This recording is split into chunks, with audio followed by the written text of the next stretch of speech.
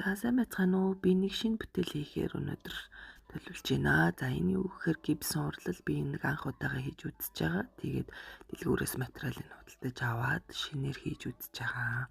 За өнөөдөр болохоор би нэг 3 төрлийн шинэ жилийн чимэглэл хийхээр бэлтгэсэн байгаа. За энэ маань болохоор хөөрхөн хэлбэртэйс учраас би авсан. За тэгээд анх удаа хийж байгаа болохоор их сонирхолтой байсан. Хөөрхөн хэлбэртэй болохоор за тэгээ энэ гипс урлал хийхэд бол бас яг ингээд хэвэндээ цутгах нь ингээ маш чухал байт юм байлээ. Тэгээд хийтэй бол хийг нь бас сайн гарах хэрэгтэй. За тэгээд хэвлээ дуусаад авсан чи юм хөөрхөн хэлбэртэй гарч ирсэн. Үнэхээр хөөрхөн байсан. Жохон нөгөө юу байгаагүй болохоор хэвэндээ жохон муу цутгагдсан байсан. За тэгээ бүтээл маань ийм бүтээл алсан. Хөөрхөн шинэ жилийн лаа чимэглэл болсон. Та захиалга өгөх хүсвэл бидэнтэй холбогдоорой. Баярлалаа.